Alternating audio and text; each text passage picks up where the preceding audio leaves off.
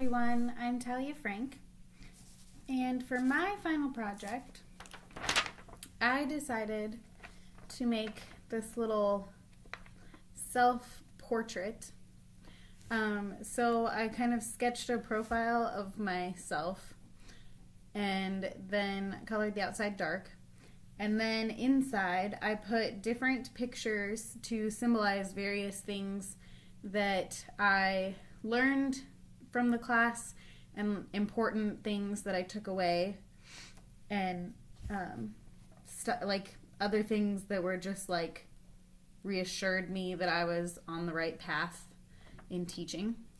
So the book I put because this class really showed me just how important reading is. I mean, I already knew that it was pretty important, but after going through this class, it kind of proved even more so how important it is to encourage kids to read and how much fun it can be to encourage kids to read, along with just like the various ways kids learn how to read and how you can help them read and so on and so forth. And so then this down here, the WOD, stands for Word of the Day.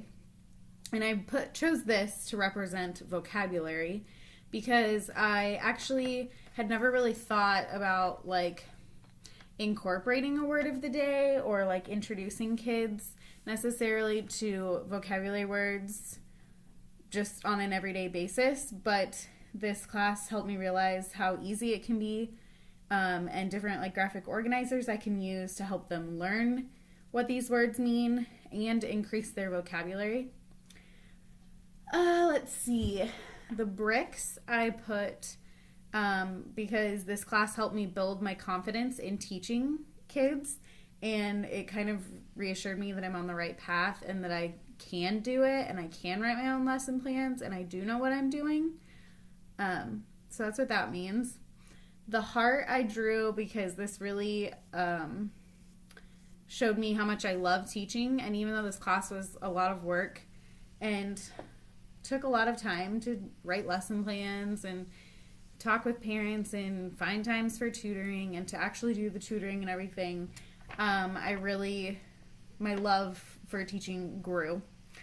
And then I drew Garfield to represent what I learned about making sure that you take note of students' interests and not only their motivation for reading, but also what they're interested in. Because if you don't know or care what a student's interests are, you're never going to be able to encourage them or motivate them to read. So you have to know what they're interested in and how much they like reading so that you can help them become more interested in reading and show them that it is fun and that they can enjoy it. The pencil I put because I got a lot of practice writing lesson plans and learning the correct way to write lesson plans and what makes a good lesson plan, and I got so much helpful practice with writing lesson plans. Then the clock I drew to represent time management because after the first couple of sessions I realized you're not necessarily going to have time for everything you plan, or you might have more time than what you planned for. So you have to be able to manage your time wisely to make sure you get done what you need to get done. Then let's see, I drew the mirror to represent reflecting on my teaching and tutoring and my lesson plans and my formal observations, because that was a huge part of the class, and I became a better reflector, and it was really beneficial to think back and look back on my tutoring and my lessons and how everything went and really think about what I could do differently, either better or what went really well and what didn't go so good. Then I drew the computer because this class led me to a lot of really great resources. Ms. Broman had those links to the Florida research site and all the other various helpful resources she provided us with that I'm very grateful for and will definitely be using in the future. The graph I put to represent growth, not only of the students, but of myself, because I grew as a student and a teacher, and my students sometimes I'd find myself thinking, well, it doesn't really seem like they're necessarily improving, or you couldn't necessarily see their growth from one day to the next, but when you put it all together and look at it over time, it was really cool to see how much they had grown and improved. And then I drew the game because I realized how easy it actually can be to incorporate games and activities into your lessons, which makes it so much more fun for the kids instead of doing worksheets. Then I drew the magnifying glass to represent assessments, because before this, I had never given a literacy assessment. I'd heard about them and read about them, but I'd never actually given one. So this class helped me feel confident in assessing students and evaluating those results. Then I drew this little teacher with the one-on-one group in class to represent differentiated instruction. So I got really great practice on incorporating differentiated instruction into my lesson plans and my tutoring sessions, and coming up with ways to differentiate my instruction, which will be super beneficial as I continue with my teaching.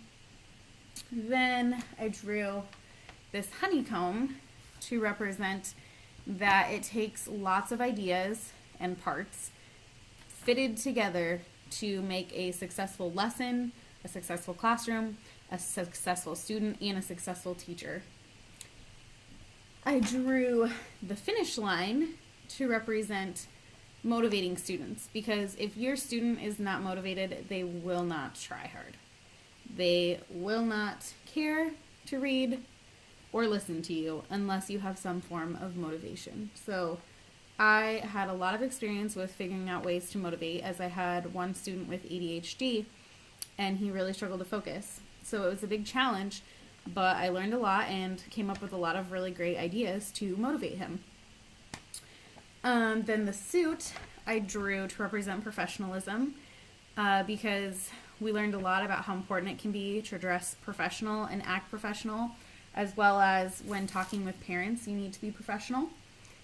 I drew this little cell phone to represent communicating with parents, because prior to this, I'd never really, from my other internships, had to communicate or talk with parents really face-to-face or anything like that. So this was really great practice in using good communication skills with the parents and keeping them informed.